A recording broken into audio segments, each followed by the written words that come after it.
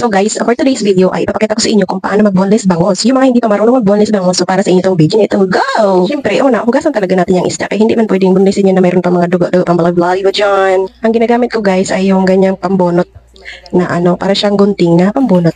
Kaya hindi man talaga pwede yung chani ang gamitin mo kaya abutin ka ng ilang years yan tayo. Huy, o iyan, years talaga dyan. Sa palengke pa lang, ipadaing mo na ng ganyan, ipahiwa mo na ng ganyan, hati, para pagdating sa bahay, hindi ka mahirapang magdaing-daing. At tingnan nyo dyan, nahirapan ako sa kalisod dyan. Ay, kaya ang tigas na pala na nabili kong bangus. O nga pala guys, kung mag-boneless kayo ng bangus, piliin nyo pala yung pag tinap nyo yung katawan ng bangus ay malambot, hindi yung pag tinap mo ay matigas kay agoy, mahirapan ka talaga mag-boneless nyo. At baka kung first time mo mag-boneless ay hindi, wala ka makuhang mga laman, magtira na lahat dun sa mga tinik na natanggal mo. O, tingnan mo yung nagawa ko, di ba? Nung tinanggal natin yung gitnang part ng tinik, yung pinakamalaking tinik, ay marami pang nakabit, marami pang nasabit na laman. So, sayang, di ba? At yung palikpik, tinatanggal ko talaga yan. So, hiniwa ko na lang kay wala man akong gunting. Kayat nga, ang gilid-gilid, kinuha ko patin sa may gitna na, malapit dun sa taba. Malalaking tinik talaga yan. So, kailangan natin kunin yun, no?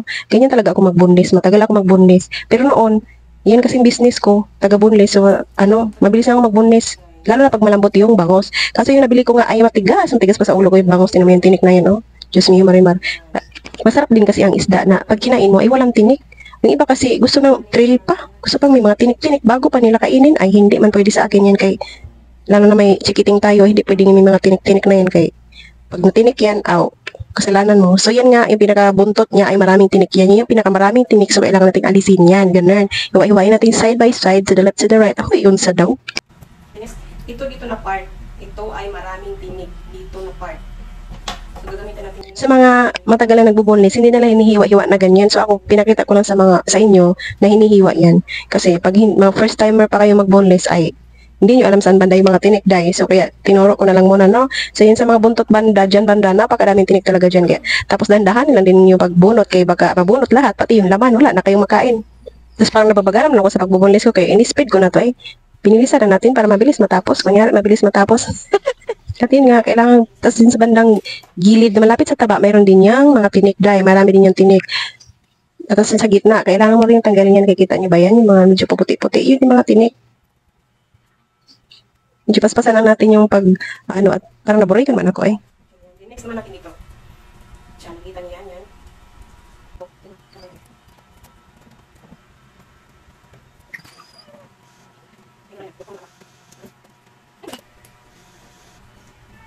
At ito na, natapos natin yung kabila, no? Yung kabila naman yung bubunlisin natin para, syempre, same procedure lang din no, sa kabila na ginawa natin at dito sa isang side. Ganun din yun, kasi parehas lang naman yung may tinik ko. Iwain din yung mga pinakabuntot para makita mo yung saan banda yung mga tinik na nakadikit. Dati kasi yung business ko ay boneless bangus na, inihaw na boneless bangus.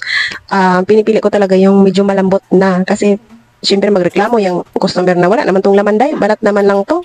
Kaya mahirap kasi talagang boneless ng matigas tapos first time mo pa ay matanggal talaga kasama yung mga laman. O diba? Ayan. So dito po kang finish na tayo dito dahil parang nanibago din ako ngayon sa pag-boneless ko mga maring kay matagal naman ako nag-boneless bangus good ay nung pa 2009 siguro 2009 niya unsan man tang tuig garon ay so siguro nanibago na naman yung kamay ko.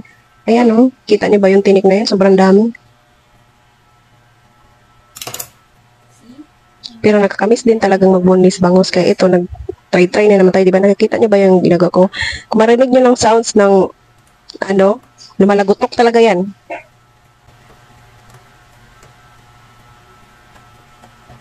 At ito ba na mga maring, no? Malapit na tayo sa katotohanan na matapos itong pagbubunlis natin.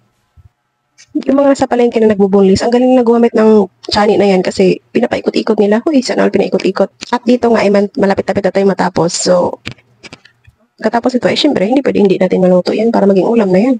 Makulbaan na po ang bahaw ni Ronday. Pitik-pitik lagi ni Ron. Ang gawin ko pala dito sa bangus na to ay aadobuhin ko siya.